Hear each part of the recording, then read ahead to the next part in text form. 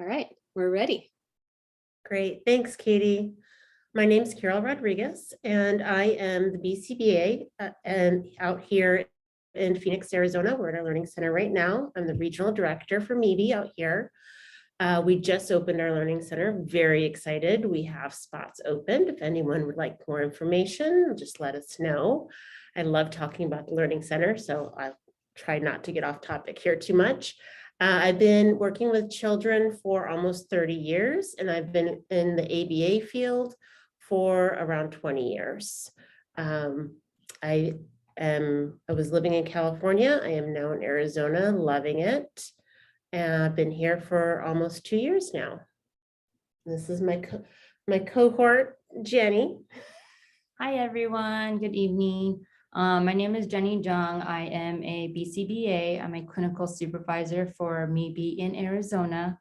I also moved out from California to join Carol and help with the Learning Center and just expanding in the Phoenix area. I've been working with children for over 15 years. I love working with kids that have special needs. I've been in the school and in the home as well. Okay, so there we are. Ta-da! So what is MeBe all about? We do get the question quite often, what does MeBe mean? Well, we like to say MeBe is all about being me. We integrate research-based strategies with intense personal attention to provide therapy that's engaging, flexible, customized to your child's need.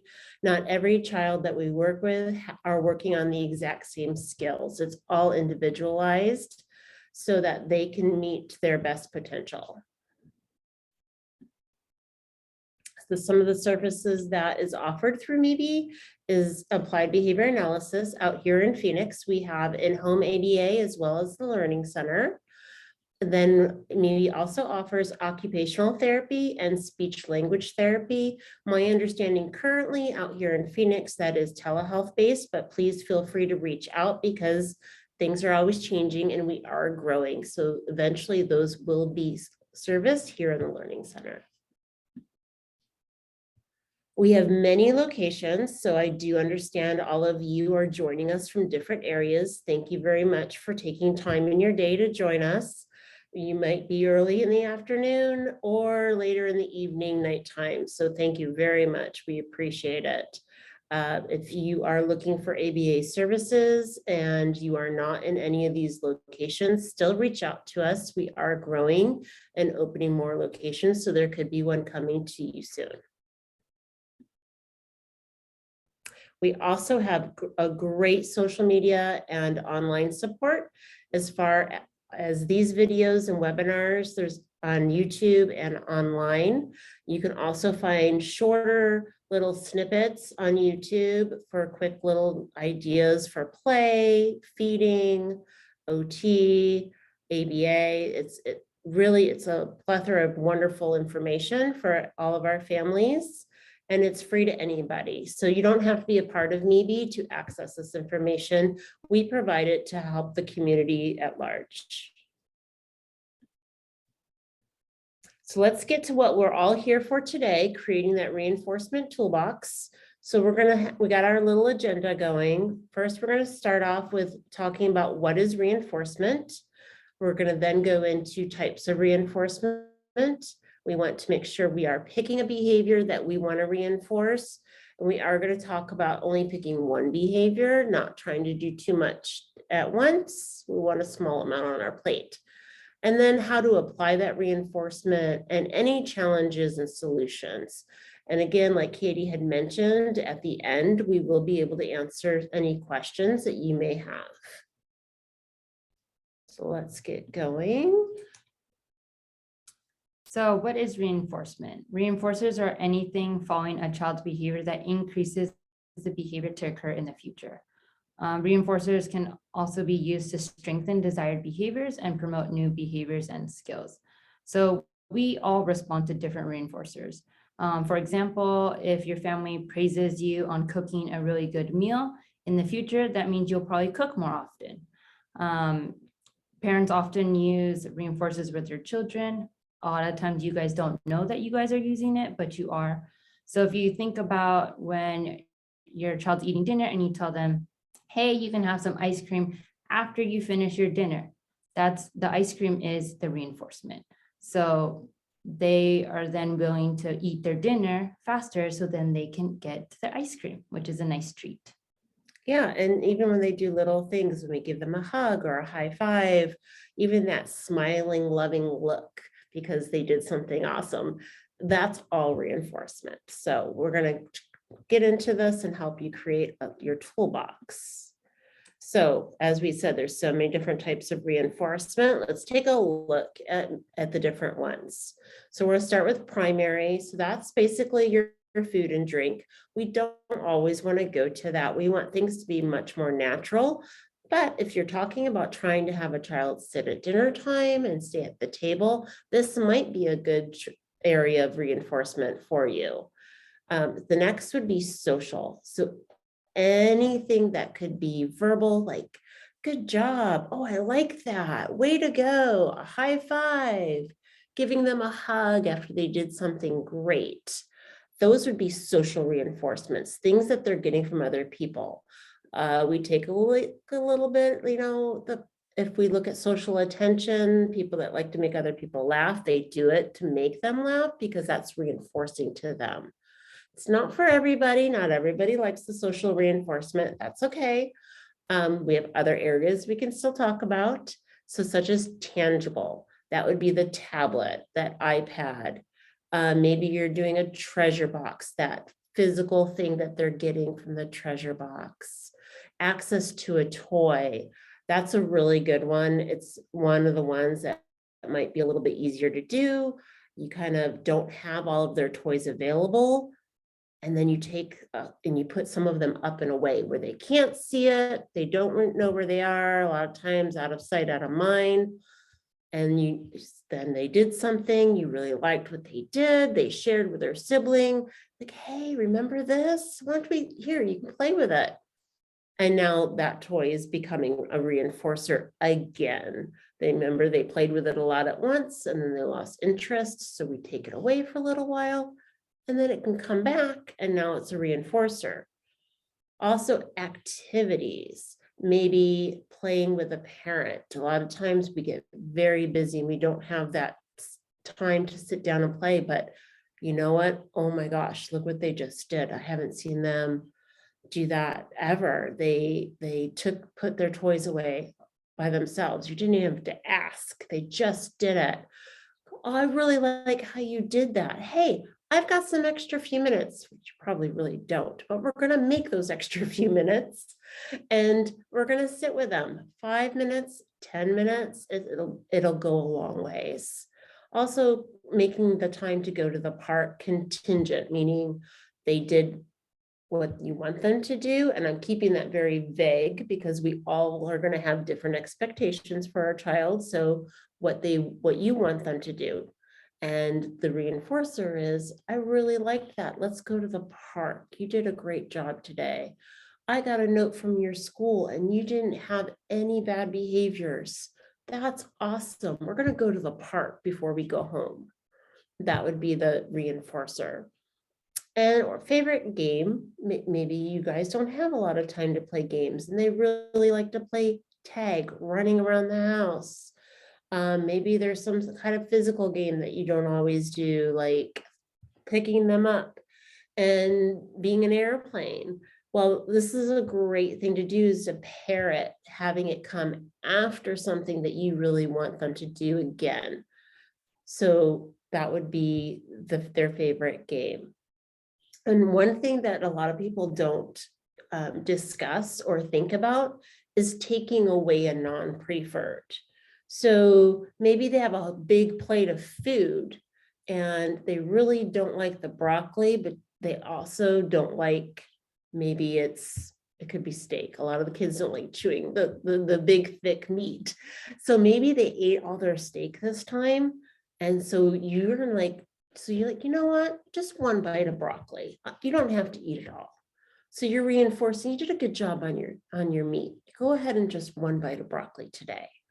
And again, I'm not saying don't give them their veggies. So don't come at me for that. But what I'm saying is they did something that you wish they would do again. So we're going to take away something they don't like. In that instance, it was the broccoli. It could be they sat and did a whole page of homework and attended and completed it. It's correct, but they have a whole nother page to do. But maybe it's Tuesday and they can do that other page another time. So then you would say, hey, you really worked hard on that page today all by yourself. Why don't you take a break? Come on, you want some tablet time? Do you want to come play with me? Let's pair some of these together. I'm going to take away the other page of homework, or at least delay it. They can do it later and give them that break. So here we have 5 different areas of reinforcers. So these are the areas we're going to take from to create that toolbox, because we also are going to be reinforcing behaviors in different places. So we can't always do food and drink. We're driving in the car, but we could do social.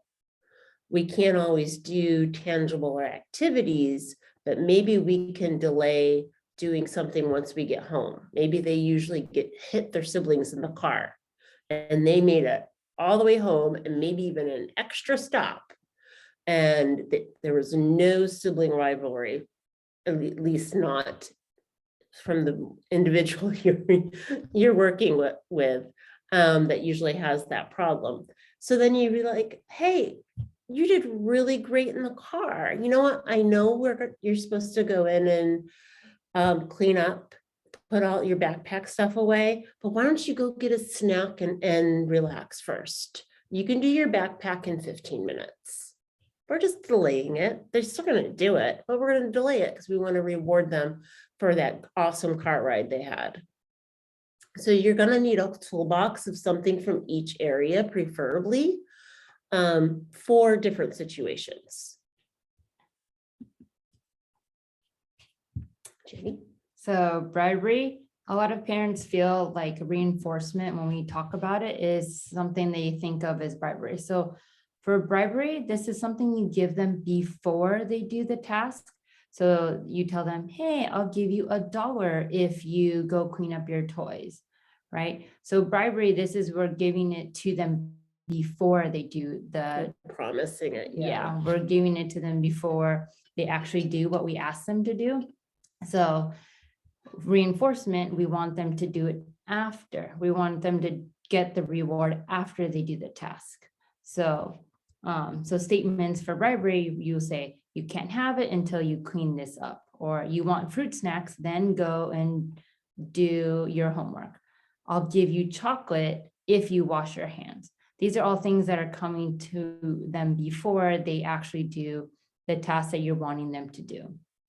On the other hand, reinforcement, we want to increase the likelihood that they'll do that activity or that task that we're asking them about, like washing their hands, putting their shoes away, cleaning up their toys. We want to motivate them by giving them something after they do it. So then they'll do it more in the future. So reinforcement uses statements like, first clean up and then you can have a cookie. Or you don't provide a pre-statement, but you provide the reinforcement after they do something. So we want to really focus on giving them something after they do what we've asked them, because then they're really compliant and they're doing a great job at listening to our instructions. They're not fighting us. They're not falling on the floor or telling us no. So we want to really reward them with that quick, immediate response of them doing the task that we're asking them by reinforcing them right after they do it. And like, hey, you know, you wash your hands so quickly. I didn't have to ask you twice. Or if they're, you know, playing with toys and there's toys all over the room, you're like, hey, you know what? I really like how fast you cleaned up your toys. Now you can go outside and play on the trampoline. So we're rewarding them with something that they enjoy, and then really focusing on the fact that they've listened and we don't have to ask them again over and over to do the same thing. So key point, don't state that an item for reinforcement if you can't provide it almost immediately. So we don't want to give them false hope. If you're like, oh, if you get an A on your test, then I'll take you to Disneyland, right? That could be a really big promise. And we don't want to give them such a big reward that we cannot provide them. So reinforcement to be effective, we have to be able to provide it to them right after. So immediately after they complete the task that we're asking them to do. So again, going back to choosing a reinforcer, making that toolbox, you want to make sure you're using natural reinforcers whenever possible. Again, thinking about the different environments you're going to be in. So if it's like, if you're using something like food, you want to make sure you're always carrying it with you, because it does need to be is almost immediately after they do that behavior that you want them to do. If too much time goes by, so let's say they were playing really good with their sibling. Oh my gosh, no one cried. They've been playing for 15 minutes. I'm going to go take them both their favorite juice. I'm going to give them a juice break. Well, by the time you get the juice and come back, you want to make sure they're still playing nice, because then if one of them cried or hit the other in between while you're getting the juice, then now you're giving them juice right after they cried or hit. Now we're accidentally reinforcing that prior hitting. But let's take out the juice one. Let's just do a social. Hey guys, you're doing great. You're making me so happy. I love watching you play. Just some social reinforcement. And be like, oh yeah, you like that? We'll keep playing some more. Hopefully that's the goal. Also items that can be very natural, bedtime story. You know, great job brushing your teeth and getting ready for bed. Let's go read a bedtime story. And maybe they had a really hard time getting ready for bed that day. That's when we're not going to provide that bedtime story, even though it might be your ritual. Hey, I know you can look at the book by yourself, but mommy's not going to be able to read, or daddy's not going to be able to read because we took too long. It took too long brushing your teeth today. Remember, you cried. We'll try again tomorrow, but you can look at the book by yourself. Extra time with water during hand washing. Yay, they urinated in the toilet. Or potty training. They love playing in the water. Hey, good job, go on potty. You want to play for a second? Give them a couple of seconds splashing in the water, and then we wash their hands. They can go. Tablet time. If you aren't withholding the tablet and they have free range of the tablet, you might want to rethink on when they're having their tablet time and try to have it after they're completing things that you would like them to do. If you're unable to do that, then what about extra time? Are there times where you do take the tablet away? Can we, or even just say, hey, you know, tablet time's all done, but you did really good. Thank you for waiting for me. I took a long time on the phone. Do you want 10 more minutes? And you're giving them 10 more minutes, whether they knew they were going to get it or not. Just saying it. Saying that you're rewarding that falls a little bit under that social, and then a little under that tangible with the tablet time. And again, going back to their favorite foods or snacks. So the natural reinforcers that are given, a lot of times we give them these things without any demands. So we want you to take a moment and think, how often am I giving them their favorite juice? I'm not saying to deprive them of liquids, but I'm saying, you know, are we giving them mostly water? Can we reinforce with some juice or a Gatorade or something? Is there a certain food that they don't get very often that we could provide during those times? Things that happen almost naturally. Maybe put their favorite cookies way up high and hide them behind something. And they all of a sudden they come out, hey, you ate all your food. Look, the cookies are on the counter. Let's go get a cookie. So that way we're reinforcing them for having that, eating their food that maybe they usually didn't eat. So we want to do a slight pivot and provide them these things contingent on doing that behavior. So if a lot of times I know when there's multiple children in the home, both parents are working, a lot of times they get free range on this because it's very time consuming. But if you really want to create a reinforcement toolbox that's going to be effective, it's time to do a little evaluation on what can we withhold a little bit more and give it when that child's doing that behavior. So selecting a behavior.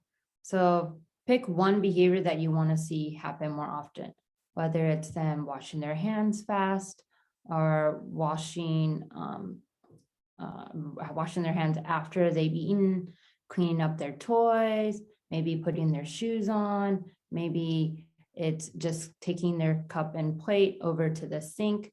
Whatever the behavior is, you want to select that you want them to do more often. So if they have a really hard time sitting at the dinner table because they're fidgeting a lot and they are just super active and they just want to run around and play more and not sit down and eat, then you want to work on sitting at the dinner table a little bit longer. Also completing a small task. So if it's them just picking up their toys, instead of all their toys in their room, you can always just, hey, let's just pick up your cars, or let's just pick up your Legos. Also, if they're having siblings or, play dates at the park, if, sometimes sharing toys can be difficult, then you see them playing really nicely with their sibling or with a friend, like, hey, I like how you're playing so nicely with your friend, and then give them a snack. Hey, why don't you share your snack with your friend too? Also clean up some toys. Yeah. The bathtub toys. Yeah, that's after a bath. There's so many toys a lot of times. So they help you clean up the bathtub toys. Great job. Maybe, you know what? That's when we can do the bedtime story, right? We can have extra time for that. I really think also, don't think of a giant behavior. This isn't supposed to be extra hard work for you. It is going to take effort, but it shouldn't be this huge battle. Well, so if we wanted to pick the first one, sitting at dinner, maybe your meal time is going to last 20, maybe 30 minutes to sit and finish your whole meal. But Junior can only sit for 3 to 5 minutes. So let's look individually at your child. I don't want you to compare your child with another child. This is all individually based. So if your child has a very small attention span and can't sit for very long, let's pick a smaller amount. So we know we want to get to the 20 minutes, but right now they're really at about 5 would be nice. 5 minutes would be awesome. So let's work on the 5 minutes. They sat for 5 minutes. Can we give them something to do? Great job. Do you want to help? Do you want to help me? I have to go get something from the kitchen. Let them get up and get those wiggles out. Give them something to do. Come over here and give me a high five. You're sitting at the table so good. They've got to get up. They got to walk over to you. Thanks for the high five. Let's go back and eat some more. 5 more minutes go on. High five me again. You ate such and such on your plate. Or maybe they didn't eat anything, but they're sitting. Oh my gosh. And you get to have your meal. But take your own individual child into thoughts. How much can they do? How much, if they can't sit very long and you want them to do all their homework, maybe break it up into stages with rewards in between. Playing nicely with a sibling. I want to go back to that car ride. I'll hear a lot of times, screaming the whole way. Can they sing a song? Can we have like a karaoke time in the car? And maybe they didn't participate, but they listened. Let's give them some verbal praise, or maybe something once they get out of the car as immediately as possible. So again, when selecting a behavior, it's going to be very individually based. And then you want to then think again about your child. So what behavior do you want your child to do in the home? And then what are your child's actual skill sets? I want to jump ahead. Because again, like I said, you might have something that's too big in mind and it needs to be more realistic to be successful. We all take baby steps. It's the beginning of the year. Who hasn't finished their diet from their New Year's resolution? You don't just jump in and take this huge step. You do little steps. You're learning to run a marathon. You're not going to just go out and run 15 to 20 plus miles. You're going to start off, can I walk 3 miles? Can I walk 5 miles? Can I run 1 mile? Same thing for your kiddo. What you want them to do, break it up into segments and build up on it. So a question that we're always asked is, how often do I reinforce? We want to reinforce them every time, because if they are getting reinforcement from us, if it's just a hug, a tickle, a smile, a high five, every time they do something, they're going to feel great. They're going to feel like, oh yeah, I did something, like mom and dad are so happy, and they are just going to feel so much better about the compliance aspect of things when you reinforce them on the small things that they're doing. If they're sitting in the car and they're not kicking the back of the chair, you're like, hey buddy, thanks so much for having your quiet feet. Or if they're at home and their jacket's normally just thrown on the floor next to their backpack, but today they stuck it on the back of the chair, you're like, hey, I love how you put your jacket on the chair. You just really want to focus on those little things that they're doing that, maybe they didn't do the day before. And so you want to really praise them for every little thing that they're doing so that they feel good about it. And then they are going to do it more in the future. So reduce how often you reinforce once they begin to do the behavior. We call that fading. Yes. So meaning, the first time it's going to be a higher effort for you because you got to catch them every single time. Then once you're like, oh my gosh, he did it and I forgot to say something. He's doing it on his own. Well, don't forget to reinforce, but don't have to do it every time. Now you can start to do it every other time. Now, maintaining the reinforcer. Don't get too stuck on one way to reinforce, okay? Variety is the spice of life. So you are giving tablet time. Good job, good job, good job. Eventually, those are going to not be as reinforcing. So that's why we want that toolbox. So you're picking from there and using different reinforcement items. And again, it could be the different environments that you're reinforcing as well. Oops, I went ahead. So there's some challenges with reinforcement. A lot of parents feel like, oh, there's nothing that's effective, right? There's nothing that they want or nothing that they like. So we always want to think about things that they prefer. So if there's a specific toy that they really like, that can be a reinforcer. If it's a blanket that they hold and take around the house all the time, that can also be a reinforcer. Like giving them that special blanket after they put on their jammies and brush their teeth and then they're ready to lay down. You can be like, hey, I like how you got ready for bed. And then they get that blanket. That's special time, so you're reinforcing all that good behavior that they're doing. So there's little things around the house that could be also considered reinforcement. So toys, a hug, if it's just they really like snuggle or cuddles with you, that's also reinforcing. The quality time with mom and dad. If they have a special animal or pet at home, them being able to play with that animal or pet longer after they do something, that can be reinforcing because pets are just so lovable, right? Another challenge that we hear is I've tried that in the past and it didn't work.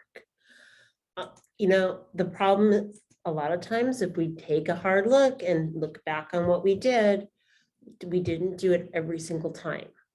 or maybe we didn't pick the right kind of reinforcement, or so like, oh, well, I try to catch them to do it. Then maybe we need to pick a different behavior or set up a different way to reinforce it. You can be a lot quicker and more frequent with it. Again, it's not going to become a natural behavior. That means it's a behavior that you wish they would do to become a natural behavior that they do it all the time now, or at least 90% of the time. So with that, we want to make sure, were we using an effective reinforcer? Did we change it up a little bit and use different reinforcers? And also, were you consistent? And again, it happens. We're human, our lives get busy, just reset. You could reset, start again, and reinforcing that behavior until the behavior becomes natural. So sometimes it can be difficult to restrict certain activities or items. Tablet is one of the really hard ones to restrict access to because they love watching the YouTube videos. They love playing Subway Surfer, right? So all of those things are something that they really look forward to after school, is like tablet time. So maybe being able to just, hey, why don't we have a snack first? Then you can have your tablet. So being able to, instead of giving it to them right away, you can kind of hold back and kind of delay that time where they don't get access to it right away. Or toys that can be put away in a box and in a closet just for a few days and then brought out again can become reinforcing again because they didn't get to see it for a few days and they're like looking for it, or they start playing with other toys that then becomes an actual reinforcer. So different items that you can put away or provide them at different times and for a different duration of time can be a reinforcement. Yeah, if you are in a household where the children have free access to everything, and you want to start restricting a few things to start using them as rewards, reinforcement, then it is going to be a challenge at first. It is. There are going to be some crying, them and you. You'll just do it behind closed doors. But eventually it won't take long. If you can stick with something for 2 weeks, it gets easier and easier and easier. So it can be a little bit of a work at first, but the payoff is huge. And again, constantly providing reinforcement. That's a challenge. So choosing things that you can do quick and easy. And I just want to say it's a metaphor toolbox. These are all things you're going to have it. Some things you're going to have on tangible, on hand, around the house that you're going to have access to. A lot of it is really our actions, our interactions with the kiddos, and the words we choose to say. So maybe they again, I'll go back to the card just because that's been a big thing recently with some of the kiddos I've been working with. And so maybe they had a really great time in the car, and you're going to say right then and there, that's great. Hey, usually you listen to your music, let's put their music on. Hey, let's do Wheels on the Bus, or, the one everyone loves, Baby Shark. It's for them, it's not for us, so we can endure for a little bit if it means that they're going to have a good car ride the next time.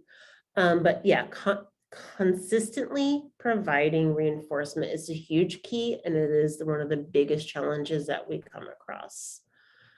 So I don't know if any of you have any questions or want to have anything that you would like to talk about and ask us about. This would be a great time to do it. Put it in the chat box. We'll give everybody a minute to do that, and Katie can let us know what's going on.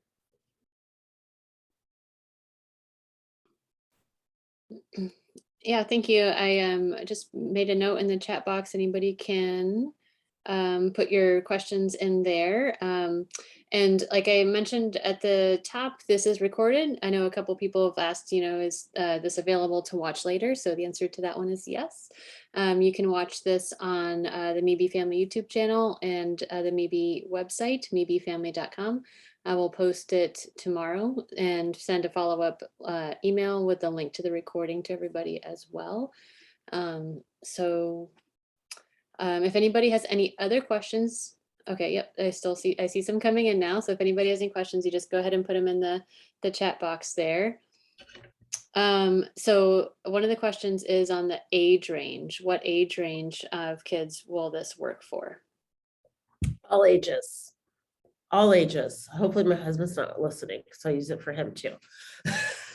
All ages. So you just want to make sure you're talking about picking reinforcements that that individual likes. So it could be toddler age up into adults and teenagers to adults. Perfect. We've got one more here. Okay, so I've got a question for you. How do I use reinforcers for a 9-year-old who has had ABA therapy since he was 2? He knows about reinforcers and will say, oh, never mind, I don't want that. So it sounds to me like reinforcers are being discussed versus appearing after the behavior occurs. So meaning you've asked him, so we're going to pick one small thing, and maybe it's feeding the dog. And usually you have to tell them 10 times to feed the dog, or actually tell them to come here and say, hey, look, go feed that dog. Here's the food. So you say, go feed the dog. You're like, I've only told him twice. It usually goes 10 times. Thank you for listening to me. And then whatever reinforcer you would provide to him. Just from that little bit, it really sounds like it's being discussed versus just occurring. The other great thing to use with kids that are older is money. So instead of giving them the toy that they want, they can earn money to then buy it later. So like, hey, feeding the dog, you get 50 cents, and like there's a toy that you want that costs $10. Or an app. Oh yeah, apps also cost money too. So they can earn money and they start learning like, oh, I did this and I got $1. Or, I cleaned my room and mom gave me $5, right? So whatever it is, you can pay them a little bit here and there, and that's still reinforcer, but you're building up all this money for them to then later buy this special toy or this app that they want. So that's still reinforcing for them because they're listening to you. And then they're also earning that money that they can then trade in for that special item later.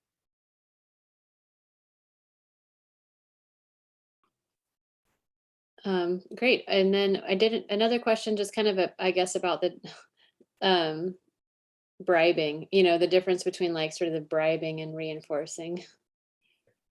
Yeah. So you don't want to present the item first.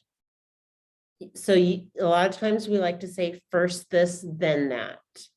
First pick up your toys and then you can have the tablet, versus you can't have the tablet until you pick up the toys. That would be more of a bribing. I know it's splitting hairs sometimes, people think, from the language. Reinforcement really comes without any verbal contract. It is, they did something and they get reinforced for it. We have these nonverbal contracts in all of our everyday lives. I go to work, I do what I'm supposed to do, I get a paycheck. That's my reinforcement. So it's a nonverbal contract, really, if you think about it. I work out, I eat right, I get to fit in the clothes that I really want to wear. That's my reinforcement. So I think a lot of times we need to take some of the spoken language out and our actions will speak for us. The other thing with the car ride, a lot of times parents will be like, okay, I'll give you a bag of chips and then get in the car, right? So it could be instead of giving them the chips while they're walking to the car as bribery, you change it to do reinforcement. First, get in the car, and then you can have your bag of chips. So that's a little bit different, right? So they're getting the bag of chips after they've already sat in the car versus when you're trying to grab everything from the house, you're leaving the kitchen, you give them the bag of chips and it's like, okay, go to the car. They've already gotten the bag of chips. So they could, run to like their bedroom and sit on the floor and start playing with toys instead of actually going to the car. So that's bribing them. You're giving them the reward already before they actually got into the car like you wanted them to, because you guys are on your way to go pick up sister. Perfect. I think we that helped clear that up. So thank you. Okay, another question. Do you still use first then language for the older kids? And it says what's better? So sometimes we don't look at the age, we have to look at where they are cognitively. So even though they might be 13, they really might be kind of a 3-year-old. So then I would say yes. But even if they were a typical cognitive 13-year-old, I would still use a first this, then that. First do your homework, then you can go hang out with your friends. So even as they get older, like instead of it being very short and concise, like we normally do with the young kiddos, just because they are listening to us and their attention span is a little bit shorter. As they grow older and, their language is more complex and they understand different directives, then we can use the first then, but have more wording. So first, let's go outside and pick up your sand toys. Then we can go inside and have a snack.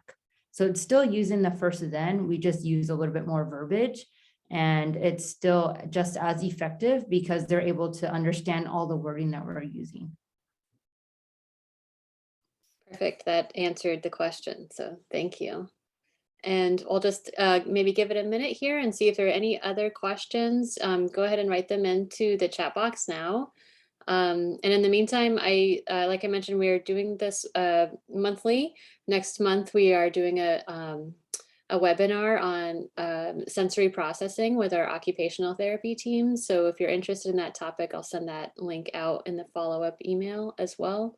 And do make sure to follow MeBe on Instagram and Facebook. And we're always providing content for the families, and we'd love to hear from you as well. And we don't have any more questions, so I think that will close us out for the evening. So thank you everybody again who joined us this evening. We really appreciate you spending time with us tonight, and we hope to see you on a future webinar. Thank you. Have a good Have night. a good night. Thank you. Bye.